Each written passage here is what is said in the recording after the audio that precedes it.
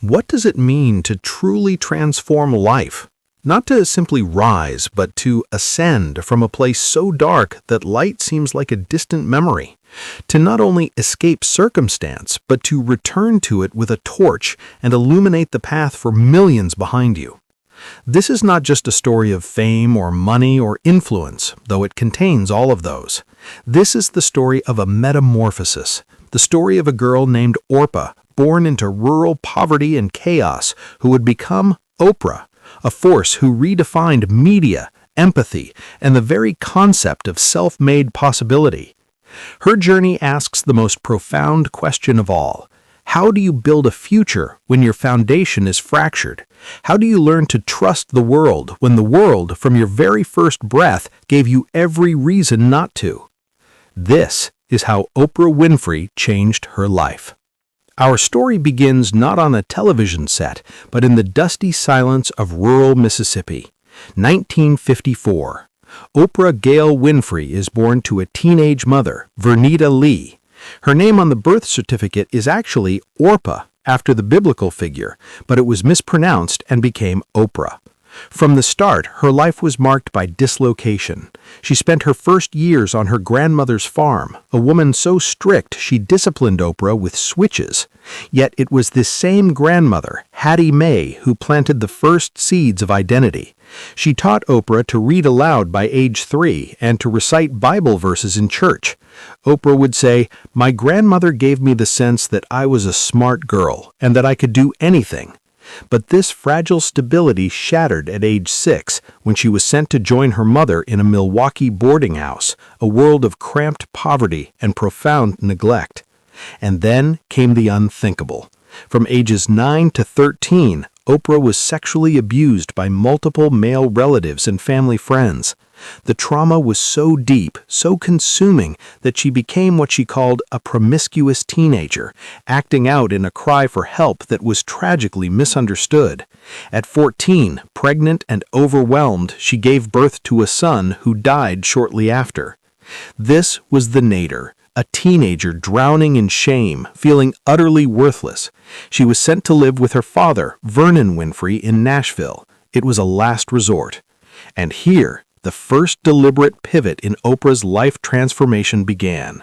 Her father, a strict but loving barber and city councilman, did not see a problem child. He saw potential that needed discipline.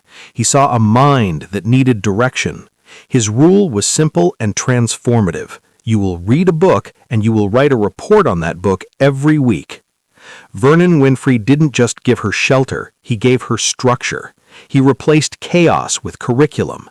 In that disciplined environment, Oprah's intellect, long buried under trauma, began to spark.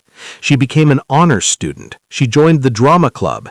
She found her voice, literally, in public speaking. She realized her pain could be channeled into performance. Her ability to feel deeply, once a source of suffering, could become a source of connection. At age 17, Oprah won an oratory contest that secured her a full scholarship to Tennessee State University. A door had swung open. While in college, she was offered a job at a local black radio station, WVOL. She was a natural. Her empathy, her rich, warm voice, her intuitive way of connecting, it translated. Then, at age 19, she became the youngest and first black female news anchor at Nashville's WLAC-TV. But here she encountered the next obstacle, the industry's expectation of who a news anchor should be. They wanted her to mimic the cold, detached delivery of the era. They tried to change her hair, her name, her expressive nature. It didn't work. Oprah felt stifled, inauthentic. She was failing at being someone else. This crisis led to the second great pivot, the choice of authenticity over approval. Her big break came not from conforming, but from being thrown into the chaos of daytime television. In 1978, she was hired for a faltering Baltimore talk show, People Are Talking. The producers were desperate, and in that desperation, they gave her room to be herself. And on that set, a revelation occurred. During a segment on dieting, Oprah abandoned the script. Frustrated with her own weight struggles, she confessed her personal battles on air. "I'm so tired of pretending." The studio audience erupted in applause and shared sympathy. The phones lit up. In that moment, Oprah understood her power. It wasn't in reporting the news to people, it was in sharing an experience with them. She pioneered a new kind of media, confessional, therapeutic, intimate. She didn't just interview guests, she had conversations. She cried with them, laughed with them, learned with them. The show's ratings skyrocketed. In 1984, she was recruited to host AM Chicago, a last-place show. Within months, she beat the legendary Phil Donahue in the ratings. The show was renamed The Oprah Winfrey Show. The phenomenon had begun. But Oprah's transformation wasn't just about career success, it was about healing. In 1986, she did the bravest thing imaginable. She dedicated an entire episode to child sexual abuse. For the first time on national television, she said the words aloud, "I was sexually abused." She broke a lifelong silence that held millions in its grip. That episode wasn't just television, it was a national catharsis. It was Oprah taking the deepest wound of her life and transmuting it into a tool for healing others. Her vulnerability became her greatest strength. She changed her life by refusing to be defined by her past. With unprecedented fame came a new challenge: what to do with this platform. The third pivot was from success to significance.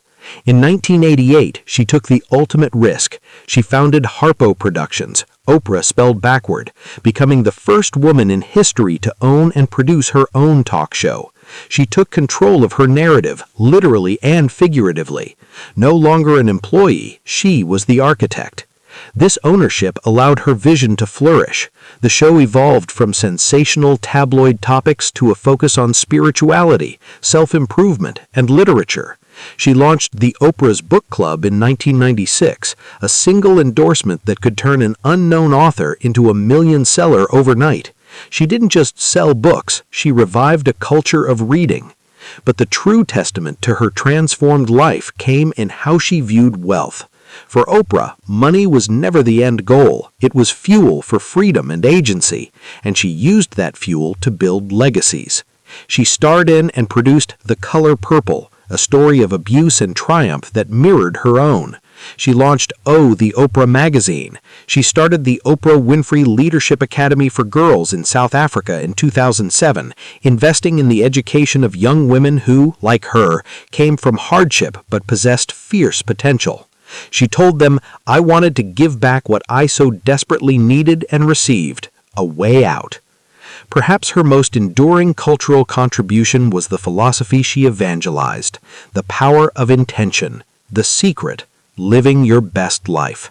She shifted the national conversation towards mindfulness, gratitude, and personal responsibility.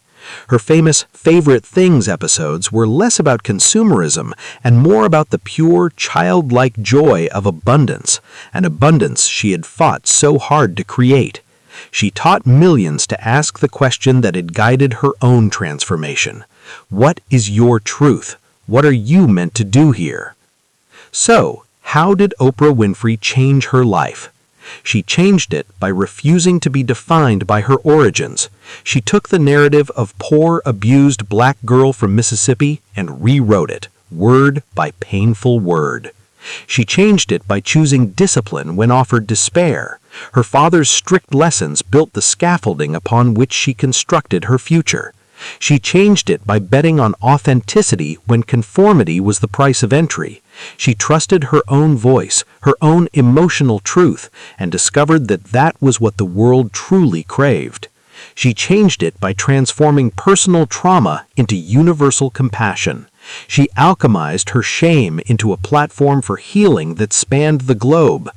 And finally, she changed it by understanding that the ultimate power is not in having a voice, but in using that voice to give voice to others, to lift as she climbed. Oprah's story proves that a life is not a pre-written script. It is a raw, messy draft, and we hold the pen. Our past may provide the paper, its scars, but we choose the words. We write the chapters.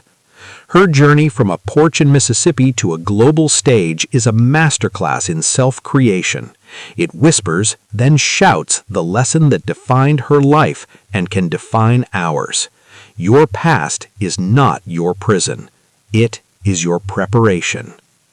And that is the power of changing your story.